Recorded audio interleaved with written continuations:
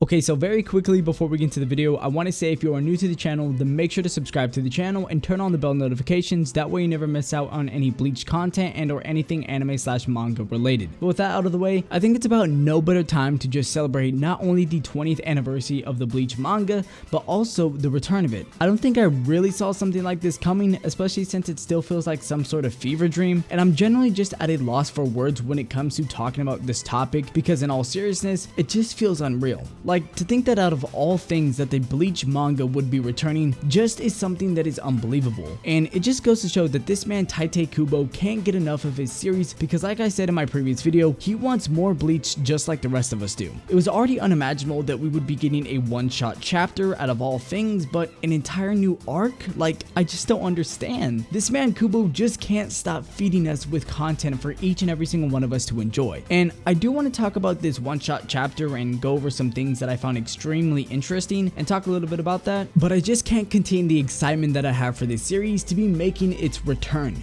To think we would be seeing the entirety of the big three back and being serialized, whether it be One Piece still moving forward with its series, or Boruto being the next generation series in the world of Naruto, and with now Bleach entering a completely new arc that literally nobody expected, is something that excites me so damn much. And I knew as soon as I started up this chapter, I couldn't help but think that this was a classic Kubo thing in the making. That the start of this one shot felt so reminiscent as the start of the Arrancar arc, as well as chapter 480 moving on with the 1000-Year Blood War arc, with that slice of life beginning into the big crashing villain arc that we see classic Kubo always taking advantage of. I just didn't think it was possible, so I went into this chapter with the least amount of expectations just to be blown away with the result of the end of this chapter. But with that, everyone, I think it's about time we talk a little bit about this chapter and talk more so on the future of the Bleach series overall. So with that all being said, let's talk about how the Bleach manga has returned.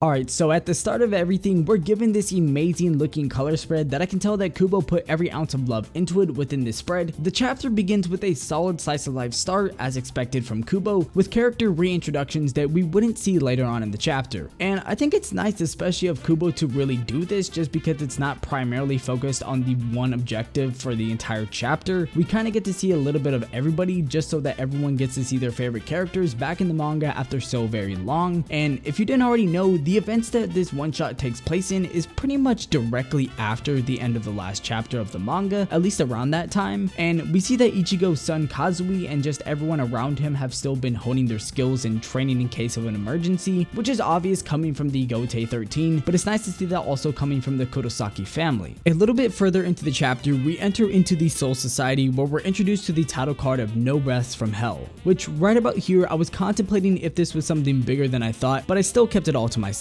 And as expected, we're reintroduced to a ton of familiar faces as well as some new ones for the event of the Soul Funeral Festival, which is basically like this dozen-year gap ritual that happens when a former captain has died in battle. Chapter continues with more character reintroductions and the explanation of the advancement of technology within the Soul Society. Then it all pretty much comes full circle when all the captains, including Ichigo and a few others, returning to the world of the living to perform this ritual. In doing so, while performing the ritual, they are attacked by some hollows and are all taken out by the characters that we were newly introduced to in this chapter, which I absolutely love because I'm glad that Kubo didn't really hide them or keep them a secret at all. He kind of just showcased them all within this chapter, which was honestly amazing. And not only that, but we get a little bit of insight on the realm of hell and see Xylopero coming up straight from it. We find out from Shunsui that Rei, or just the spiritual authority of a Soul Reaper, is used like a measurement that is said to represent the concentration of the amount of Raitetsu that resides within Reishi, and just depending on the amount of Reishi a certain member of the Soul Society has, if their power exceeds a Reishi higher than grade 3, once dead they cannot return back to Earth or the Soul Society no matter the circumstances. The only place a soul can be sent to is none other than the pits of hell, which means all these rituals have been set in place to send a captain straight off to hell. After that, Xylopero is sent straight back to hell by the hands of Ukitake after the ritual, and mind you, his Zanpakuto is like 30 or 40, 50 something feet, like it was huge, like, and I don't think Ukitake is gonna be the same, just depending on, like, he's probably gonna be very, like, you know, the only thing that's gonna keep within him is probably his Raitetsu. Everything like his personality or just the way he acts, like, it's probably gonna be like the complete opposite of what Ukitake is usually like. And that pretty much just ends the chapter with the butterflies from hell flying around with Kazui gazing at their beautiful wings, and an arc to begin from the depths of hell. So with that chapter ending, I believe it's the start to the Howl from the Jaws of Hell arc from what it says, and an introduction that has left up so many possibilities for the world and story of Bleach. There's not too much to say rather than an opening for when this might all come back. I'm not entirely sure if we'll be even getting something relatively soon on a day when the series will be getting serialized weekly again.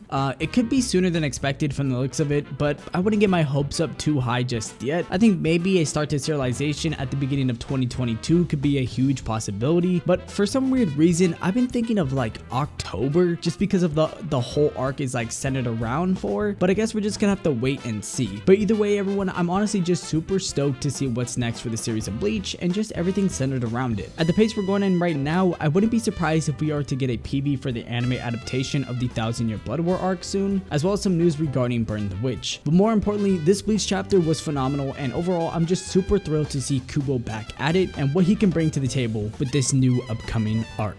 And with that everyone, I'm going to keep this relatively short, so if you're new to the channel, then make sure to subscribe to the channel and turn on the bell notifications, that way you never miss out on another new video. And let me know your guys' thoughts on this special one-shot chapter. I'm sure most of you are as excited as I am for the future of the series, but with that everyone, my Twitter's at AnimeAugie, and I'll make sure to catch each and every single one of you guys in the next video.